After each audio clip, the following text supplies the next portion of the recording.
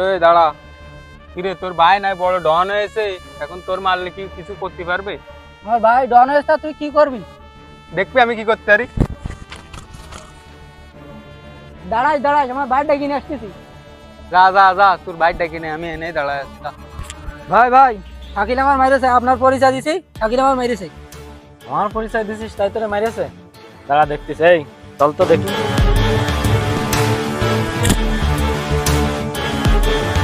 ভাই ভাই, ওই যে শাকিল।